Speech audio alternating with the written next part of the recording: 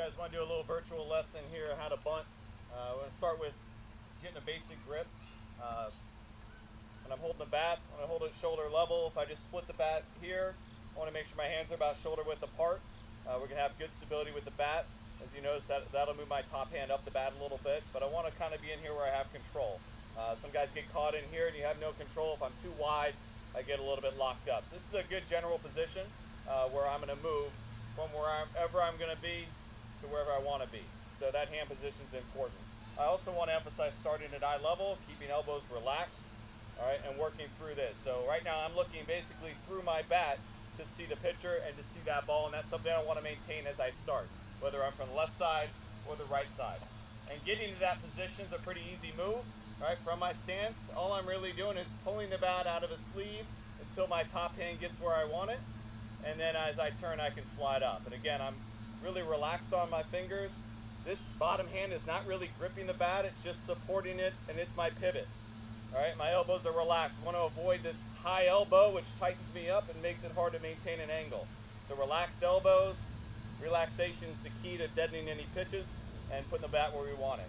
All right, so once I'm in this position, I can control where I want to send it with my pivot hand.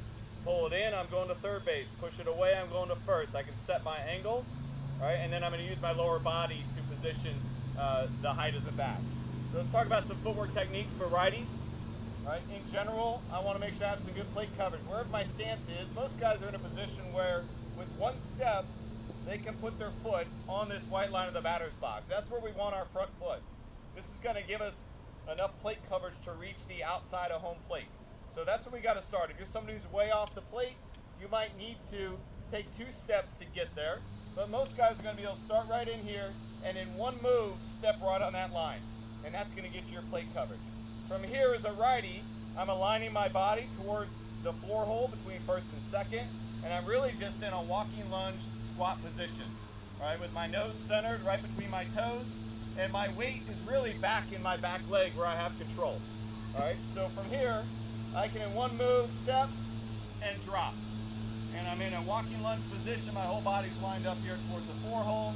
I can present the barrel at eye level, and I can preset the angle of the bat where I want to bunt it.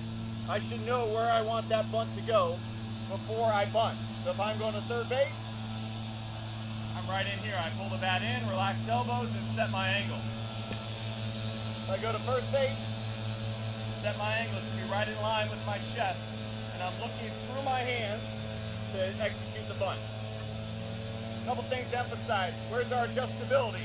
Well, we're going to start on the inside third of the plate. With my weight back, my barrel out front, I'm presenting to bunt the inside pitch. If it's lower, I can go down, and then I can drop my hands. If it's out away from me, I have the ability to shift into my front leg without losing posture. All right, this is why starting back in that back leg is so important. If I start out here like a lot of guys do and I need to go further, I have nowhere to go without bending and dropping my barrel, and that's when we pop the bunt up.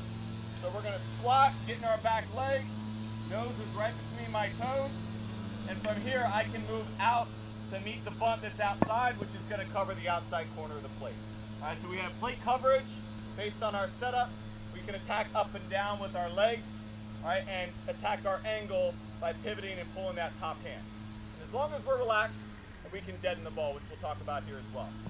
For my lefties, same idea, except because we're running to first base, we want to angle our body there. Some guys teach a technique here, but it's kind of hard to get out of the box.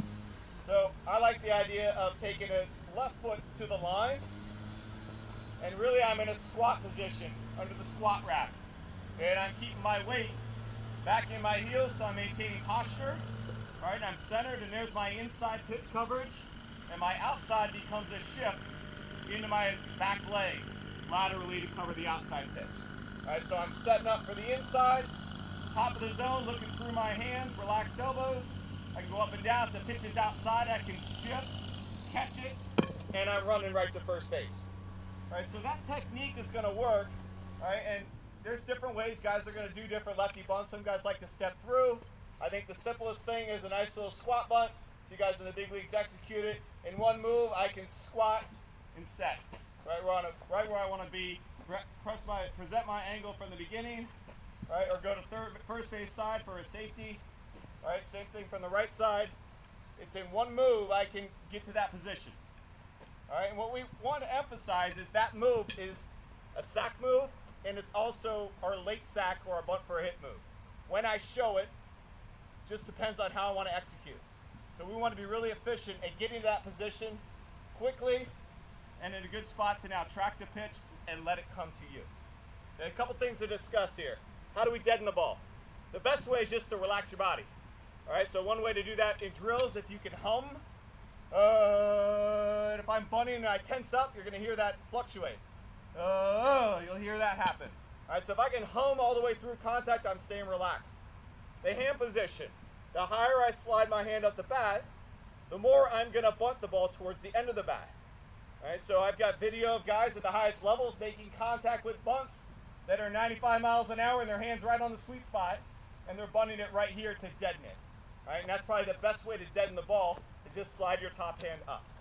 All right, so if we can deaden the ball, obviously we're going to limit the chance of going back to the pitcher or right to a fielder. A couple other techniques. So the righty techniques, we've got our sacks to first to third, our drag, same technique. We also have a push bunt, and the only thing here is our timing, where instead of getting set here and waiting, we're going to drop into that back leg, and we're going to step into the pitch and try to make contact as your front foot hits the ground. So you're going to get, it's a two-step move. It's down and pop it. And we're going to take a step right where we want the ball to go off the bat, which is right towards that second baseman, make that pitcher chase it, and hopefully they all vacate, we create some havoc. That's our push bunt technique. We want to catch out on the sweet spot. We want that ball rolling all the way to the infield dirt. So again, load in the back leg and time that step to contact, and just bench press it. If you just hold firm and you time the step, you'll catch it clean. From the left-handed side, the push butt technique, a two-step technique. Same footwork. We drop in here, we present, and then we move through the pitch. All right, so again, early timing, we're not really surprising anybody. As the pitcher is separating, we're looking to present, track the pitch, and then pop it right along towards that same line between first base and second base. All right, and I like to think of that technique as making the bat an extension of your arm, so you don't have to do anything with the angle. As long as I'm moving down my arm, my angle's set. If I catch it, that ball is going where I want to go. If I try to reach or push, I'm going to flatten out. So set it and drive it. So a couple different butt techniques to work on. If we're really good at this, we can create a lot of havoc.